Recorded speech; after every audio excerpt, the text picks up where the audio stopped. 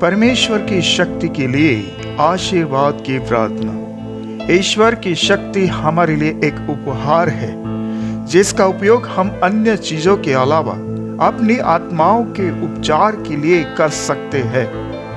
और जो कोई भी भावनात्मक स्वास्थ्य और पुनर्स्थापन चाहता है उसे इस तक पहुंच होनी चाहिए। परमेश्वर चाहता है कि आप विश्वास करने वालों के प्रति उसकी सामर्थ्य की महानता को जाने। इफिसियों उसका पहला अध्याय और 19वें पद को देखते हैं, ताकि वह अपने आत्मा के द्वारा तुम्हारे भीतरी मनुष्यत्व में सामर्थ्य देकर तुम्हें दृढ़ करे। इफिसियों अध्याय 3:16 में पढ़े हैं। आप परमेश्वर की सामर्थ्य को न तो खुद प्राप्त कर सकते हैं, न ही उसे औरों के लिए प्राप्त करा सकते हैं। आप इसे केवल परमेश्वर से ही प्राप्त कर सकते हैं। अगर आप अपनी परिस्थितियों के सामने खुद को शक्तिहीन और कमजोर महसूस करते हैं तो परमेश्वर का शुक्रिया अदा करें कि भले ही आप कमजोर हैं, लेकिन परमेश्वर कमजोर नहीं, वह आपको बलवान कर सकता है।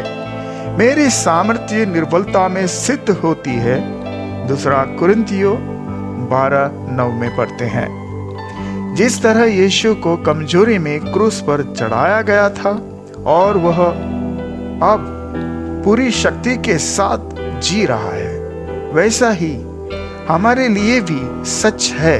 अगर हम कमजोरी में उसके पास आते हैं, हमारी शक्ति हमारे अंदर काम करने वाले पवित्र आत्मा से आती है। यीशु ने अपने शिष्यों से कहा, जब पवित्र आत्मा तुम पर आएगा तो तुम सामर्थ्य पाओगे। प्रेरित के काम 1:8 में हम पढ़ते हैं। हमें हमेशा पवित्र आत्मा के ताजा प्रवाह की जरूरत होती है। रोजाना इसके लिए प्रार्थना करें, हर सुबह करें। हे परमेश्वर, मुझे आज तुझ में काम करने वाली आपकी पवित्र आत्मा की शक्ति के ताजा प्रवाह की जरूरत है। मैं कमजोर हूँ, लेकिन आप सर्वशक्तिमान हैं। आज मुझे मजबूत बनाइए। यह आशीर्वाद की एक शक्तिशाली प्रार्थना हो सकती है। अपनी परिस्थितियों का शिकार मत बनो, खुद को पीड़ा में मत डालो। जब जीवन बिखरता हुआ लगे तो चुपचाप मत बैठो। अपने जीवन को मानवीय ऊर्जा के हिसाब से मत जियो। परमेश्वर की पवित्र आत्मा की शक्ति का आशीर्वाद मांगो। उसकी शक्ति से अपने जीवन की सीमाओं से ऊपर उठने में सक्षम बनो।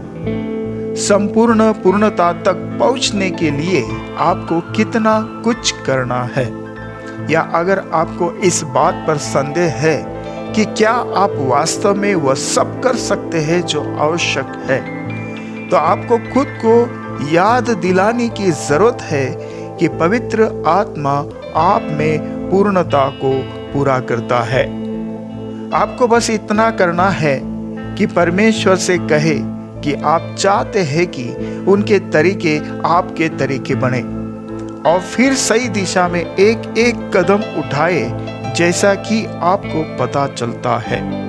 आपको केवल उस कदम के बारे में चिंतित होने की जरूरत है जिस पर आप हैं। यदि आप कभी परमेश्वर की शक्ति को प्राप्त नहीं करते और इसका उपयोग नहीं करते तो उसका आपके लिए क्या लाभ होगा? उसने आपको जो शक्ति और आशीर्वाद का उपहार दिया है उसे खोलिए। आपका जीवन इस पर निर्भर करता है कि जो उपहार आपको परमेश्वर ने दिया है उसे आप इस्तेमाल करें। मैं आशा करता हूं कि इस संदेश से आप जरूर प्रभावित होंगे। परमेश्वर आपको आशीष दे। आमीन।